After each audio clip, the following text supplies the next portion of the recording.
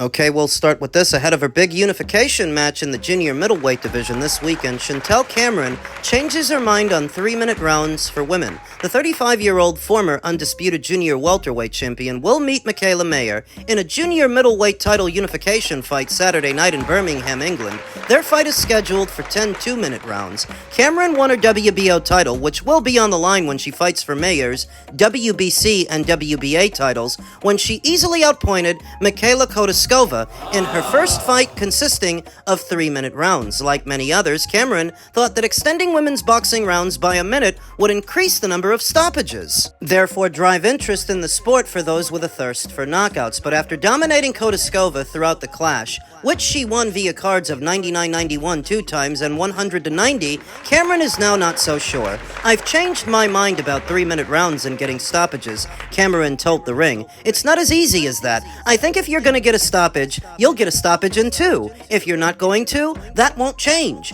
with an extra minute." Amanda Serrano, a 7-weight world champion, has been one of the staunchest advocates for 3-minute rounds in women's boxing, but even the 37-year-old icon, one of women's boxing's biggest punchers, could not find an early finish against Danila Ramos in what was their historic fight in October of 2023, the first women's bout over 12 threes. Instead, she won via shutout on all 3 scorecards. I think it was Mike Tyson who said it best, back when he was still called Kid Dynamite. The key to getting a stoppage, a knockout, is to hit an opponent with a punch that they don't see. Catch them off guard when they're not bracing themselves for it to amplify its damage, because if you're pouring it on an opponent that's already on the defensive, shelling up and trying to survive, they're bracing themselves for every punch that gets in. So the knockout, the stoppage, becomes harder to get, whereas when they don't see it coming, that's the money. "I thought the extra minute would help me get a stoppage," Cameron said, "but my last opponent was going nowhere, and I was thinking, you must be kidding me. I've done 3-minute rounds to try and get rid of you, but you're going nowhere. It's just tough, and I think these women are tough." Amanda's fight proved that too. Cameron also explained how she and trainer Jamie Moore shifted the emphasis of preparation to account for the extra minute. "We called it the wave," Cameron recalled, "and the wave goes up and goes down. My whole camp was going through waves, up, then down. That's where I had to learn how to navigate a lot better, because my style is come forward and throw loads of punches. But obviously, with an extra minute, you're not going to do that. I genuinely find that very easy for 2 minutes, but over 10 threes. I was very careful because I thought this is an extra minute every round. Let's not get carried away." So the fight was a massive learning experience for me. Over 2 minutes, it's just bam, and I don't really take a step back. But with threes, I was taking step backs just to catch my breath. I've never gassed out over 10 twos, but there were a couple of times in my last fight when I was thinking, don't blow a gasket here, don't overdo it. It helps if you're a particularly heavy-handed puncher, like, say, Gabriela Fundora. She gets girls out of there fighting in 10 twos. No need for the additional 10 threes or 12 threes. It helps if you're a big puncher, though even if you're not, and you really want to force a stoppage, knock a girl smooth out, you've got to try to hit her with a punch she doesn't see. How do you do that? You've got to get creative with your offense. Going upstairs and going downstairs, and what punches you're throwing when you're throwing them, that matters a great deal. Chantel will be back to her usual style against Mayer in the main event. Sky Sports and ESPN Plus will televise and stream from BP Pulse Live in the UK and United States, respectively. Cameron believes Mayer's position as one of women's boxing's biggest names has pushed her to new heights in training. Las Vegas's Mayer, a 3-weight world champion, is ranked number 3 on the Ring's pound-for-pound list, behind only Katie Taylor and Clarissa Shields. Cameron is ranked number 5. "I've been waiting for a name like Mayer for a long time, since my Katie Taylor fights," Cameron said. "I've needed a name like Mayer, and I've been patiently waiting, but this is what gives me that buzz, and this is what brings the best out of me, because I need these kinds of names to get me properly fired up, so I leave nothing unturned in training. I think that's why it's going to be one of my best performances, and that's what having that underdog mentality feels like. I just love proving people wrong." By people, she must be talking about people like me who don't think she's going to win on Saturday. Even though she's the Brit, and she's going to have home field advantage, I've got Michaela winning the fight because she's got more ways to do it, more ways of fighting the fight. She can bang in the booth just like Chantel. And punch for punch, I actually think she punches harder than Chantel at this weight. Because she's got a bigger frame than Chantel to evenly distribute that weight and still perform at a very high level. But also being taller and longer, she can step out, be well out of striking distance of Chantel's punches to get behind her jab, get on her toes, move around and use the ring. That she's not limited to banging in the booth with Chantel. Whereas Chantel kind of is, because she's the shorter fighter of the two. She has to get close to Michaela to do anything. A loss for Chantel on Saturday at 154, I don't think that's the end of the world, because I don't even think that's a good weight for her, after which, if she loses, she can drop down to welter. Line herself up for one of the belts that Lauren Price still holds in the welterweight division to either get a fight with Lauren or force her to drop a title. But either way, I've got Michaela Mayer winning on Saturday, preferably by way of a points decision. I don't think she stops Chantel, but I do think she beats her up. And we will be going live for that fight this Saturday afternoon, and not the Moses Ituama versus Philippe Hrgovic fight that is widely being criticized for being overpriced. Can I send a message to my old friends at DAZN? Putting a fight like Moses Ituama versus Philippe Hrgovic this weekend behind the pay-per-view wall is actually criminal. That is criminal. All right? That is truly criminal. What are you doing? Enough already. Stop putting these fights behind multiple paywalls. Enough. It drives me nuts. They did it last weekend too with the Lopez Romero fight. Like, you want people to fall in love with these fighters? You got to make them accessible. Okay. Now tell me that didn't sound familiar.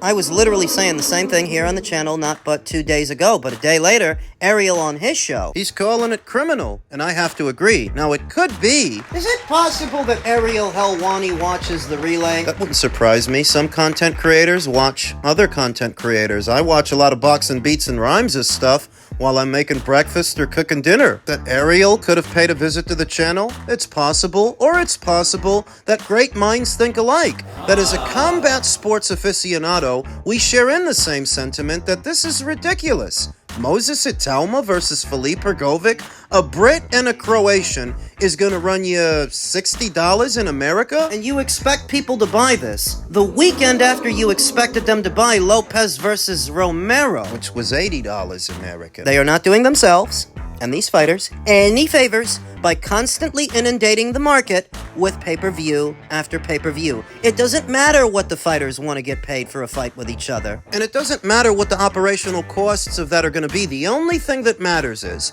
do you think that people are going to buy this? Because if they're not, then you shouldn't do it. It could all be so simple if they based what the fighters stand to make from a fight on their actual market value and not simply their demands, because if you leave it up to them, they can demand the moon and the stars and end up with an asteroid instead. So a couple of guys don't fight because they don't get the money that they wanted. Boxing will move on. The solution is to actually invest in other fighters that are perhaps not the quote-unquote big names, but are less expensive overall, and over time, the boxing fans will respond to that. They will develop an affinity for those fighters who are fighting, because they are fighting. And the ones that ain't get forgotten about. For how long has Demetrius Andrade sat out on the bench because of what are his financial demands? There's been a lot of fighters the last decade of boxing just like that are willing to sacrifice activity on their own schedules because they think they're supposed to make a certain amount of money. Gary Russell Jr. boxed once a year for about 5 or 6 years because of what were his financial demands, and it only hurt him. I heard something similar about Callum Smith. Previous years, if he wasn't more active, it's because of what his financial demands were. And now going into a B-Vol fight, he's coming off over a year of inactivity, which doesn't help him. And I can go on. We've spent enough time talking about the problem. What is the solution?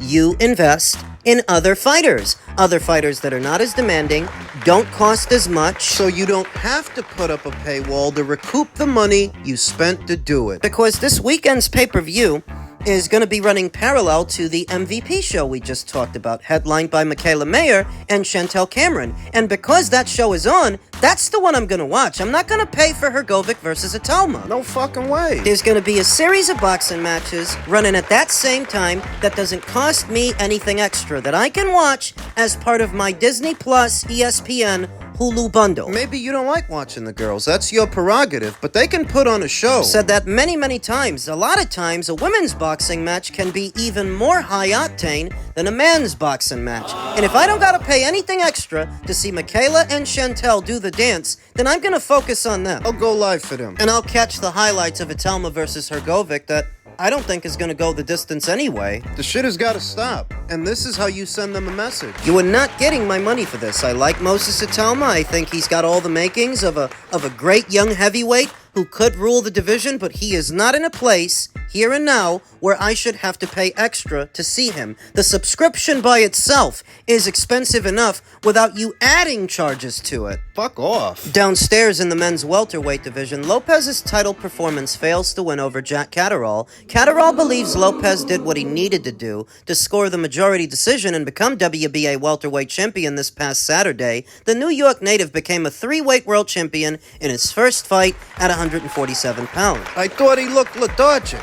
Jack Caterrall said during an appearance on the Inside the Ring show, which streamed Monday on DAZN, it wasn't the T.O. we saw at 135 or 40. I thought he was slow. He didn't carry the power. Catterall is the mandatory challenger for Lopez's belt. The English southpaw won a secondary WBA welterweight title when he outpointed Shakram Giyasov on May 23rd in Egypt. When the WBA sanctioned Catterall versus Giyasov, it ruled that Romero, who had the title at the time, would face the winner within 180 days, which lands on November 19th. Now, it would seem that the newly minted WBA welterweight champion is trying to wriggle out of that situation. Lopez entered the ring's welterweight rankings at number 5, while Catterall is 3rd. Lopez, 29, has his sights set on the winner of WBC champion Ryan Garcia versus Conor Benn on September 12th, but Catterall is steadfast that he should be next instead.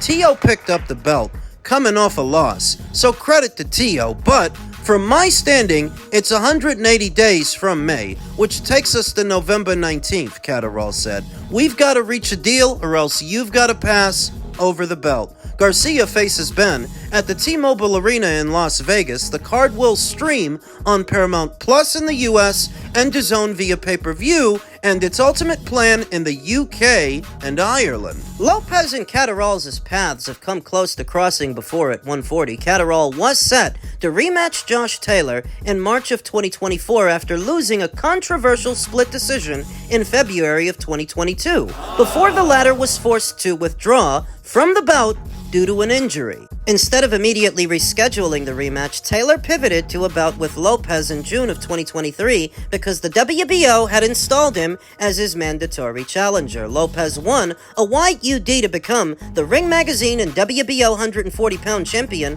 Catterall faced Arnold Barboza for the vacant WBO interim title in February of last year, but he narrowly lost a split decision. Lopez faced Barboza afterwards, About 3 months later, and won a one-sided UD. I'm not going to keep quiet, Catterall said. I'm going to be here shouting from the rooftops. I'm ready to fight November the 19th. We get the deal done. Let's get the fight on. I get a text from Sam Jones, the boxing manager. He's like, Jack Caterrall has to be next.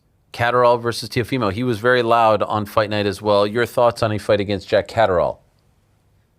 So I was on Inside the Ring show. Yeah. You know, that's pushed by Ring Magazine, DAZN, and all those great things. However, the contract that they signed, I never was involved in that contract, in that agreement.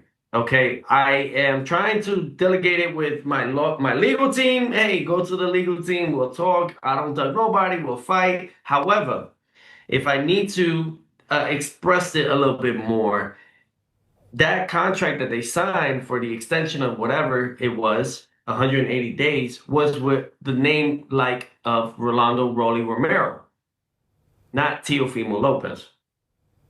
So that means the whole situation of mandatory and everything changes now. It's a reset. And I think people are forgetting that. They're a little bit over their head on that, you know? And that's as best as I can express it at this particular time. Now, I'm suspended from all commissions right now due to the cut in my right eye. So until then, until I get my license back, so to speak, from the commission, We don't need to express about any mandatories at this particular time. It's not needed. He tweeted, Tio was gifted a shot at the world title coming off a loss against a champion. People were queuing up to fight. Rolly's obligation to fight his mandatory should be without a doubt passed on to him. This is what he's saying to Teofimo, that he should be next now because you got, sorry, not to Teofimo. He's saying this tagging you because you got the shot and he didn't. Is this Catterall still? Yeah, this is Catterall. The two fighters that we fought, we have a relationship with other fighters. He lost to Barboza and he lost to Josh Taylor. I've beaten. Jack Caterrall responded to that by saying, embarrassing, Teofimo. Make boxing quote-unquote great again? It's very simple. No mandatory for 2 years. The WBA said 180 days, I'll get to fight for the title, no matter who is holding it. That's now you. You got a gift on the plate fighting Rolly coming off a loss, so don't be a coward and fight me. Who Teofimo wants to fight is the winner of Garcia versus Ben, which is also corroborated by veteran boxing scribe Chris Mannix, who said, if you talk to enough people that are around the situation, Teofimo did this deal with DAZN. Ryan Garcia is the name that is at the top of everybody's list. Ryan is the name that Teofimo and his team know that they're likely going to face. In fact, win or lose, this fight against Conor Benn, I think Ryan is going to be next for Teofimo. Even though Lopez has an outstanding mandatory in Jack Caterrall. So let's just say that Teofimo's lucky enough to get Ryan Garcia to play ball. Ryan is fighting next month. Short of him knocking out Conor Benn in the very first round and not incurring any cuts, bumps, or scrapes, any injuries of any kind, Trying to squeeze another fight in this calendar year, it's a very tight schedule. It's unrealistic that Ryan would fight Teofimo before this year is out. simultaneously the mandatory has to be satisfied before this year is out. So once again, let's just say that both Team Teofimo and Ryan are willing to play ball with each other. What Teo might do is sacrifice the WBA title to Jack to get out of that and just fight Ryan for his. Fight him for his green and gold title. Either way, you're in a title fight. Think he would do that? I think he might. If he can get Ryan to play ball, and if the WBA hold his feet to the fire and enforce the mandatory. The question is, are they going to? Because they're the ones intended to eliminate any confusion about what's supposed to happen. If you're supposed to fight Jack in November, they're the ones that are supposed to make it happen. Or penalize Teofimo if it doesn't. The question is, do you guys out there listening to this video trust them to do their job? If push comes to shove, do you think they'll strip him?